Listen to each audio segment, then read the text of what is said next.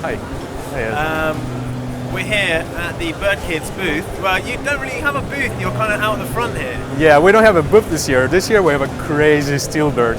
It's made by a sculptor from Bratislava, and it's a beautiful piece that looks a little bit like, we call it a chicken, but it's a steel bird, and it's a wreck. It's pretty crazy, industrial and freaky. And we even have a lamp. Look at this. You can change the temperature and stuff like that. It's pretty nice. But I guess what you're really interested in this year is this crazy crow module right here. Now this, we've been getting a lot of questions. What is the crow intelligence? What does it do? Is it a MIDI control? Is it an interface? No. It is a generative engine. Now you have to imagine you can create anything that you wanted in the modular world in terms of signals by using simple elementary building blocks like mathematical functions and just operators, and also simple function generators like LFO, sample and hold, and then just dial into this amazing piece of technology using a regular browser. So whatever device you're using that can support a browser.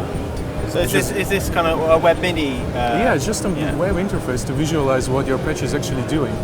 You can load an entire patch, and you can save an entire page, and you don't save anything on the computer, you're actually saving everything on the device. So you create like a kind of virtual patch on the computer. It is a virtual patch. And then that sends it to the module. Exactly. Okay. It doesn't even send anything to the module. Whatever you're doing here is in real time being done on the module. It's just a way to pre-visualize it. And you can map every controller, every parameter directly to those encoders.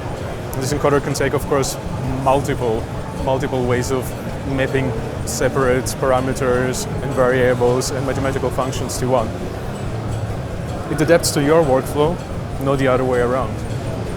You go on the stage and you want to, let's say, have like a patch that is controlling multiple oscillators like we have here.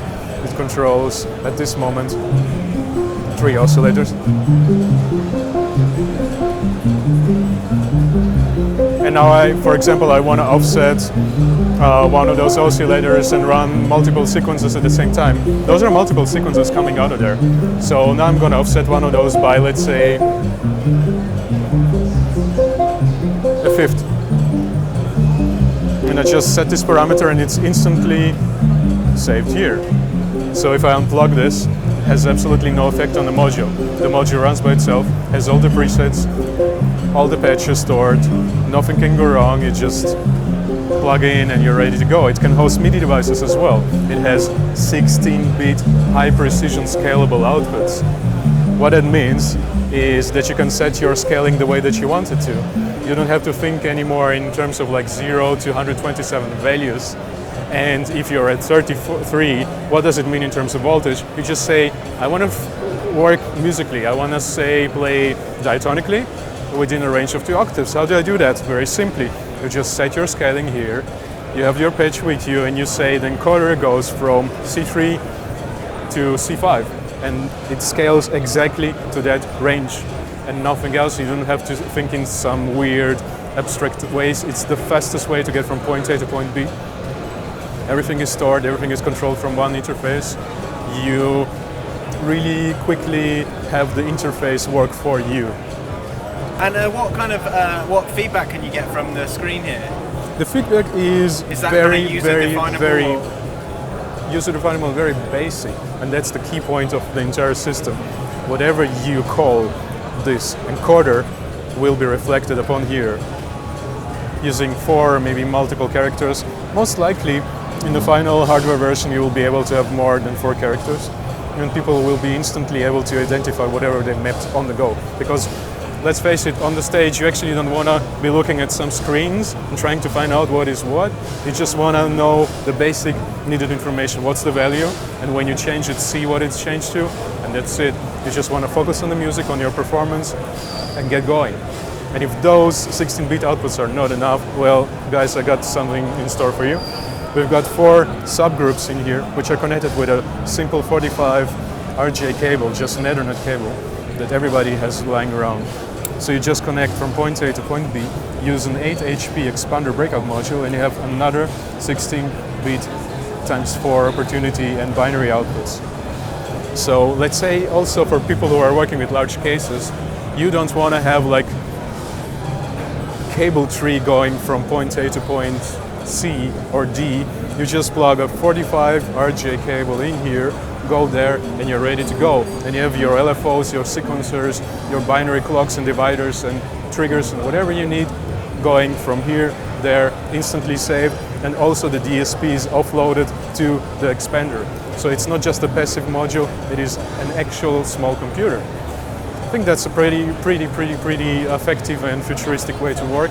And I think we broke some new ground and it's going to be a game changer in the world of modular, but I'm not limiting it to that. I think we're going to do really well with applications like video and visual performances. We've got something really cool in stock here. And the entire software side of this and the visualization side is pretty open source. So it's not a bunch of programmers working secretly on some sequencers that nobody can use. It's you, the user, and the performer and the artist being able to build everything on the go from scratch and understand what it is, as opposed to being forced to like take somebody's workflow. So you're actually the performer. Excellent. So do you know, do you have a kind of rough time scale on when you're going to have it ready by? And, yes. And when it'll be available? We're going to start the pre-order of the first batch very soon, most likely by the end of the month. And we want to give the people the opportunity to buy the first batch directly. So we're looking at a timeline of definitely 2018 for the first batch. By the end of the year, the first users, the first pre-orders are going to be shipped, and the software is going to be launched directly into the browser on the Birdkids website even sooner than that, most likely during summer or shortly after that. Is there a price point, or is that kind of yet to be decided? Yeah, we have this question a lot. I mean, I don't want to promise something that we cannot keep, but let me tell you, it's going to be somewhere around the top tier MIDI interfaces right now.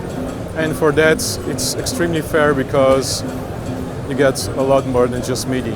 It's the entire engine, the entire CPU processing power in there.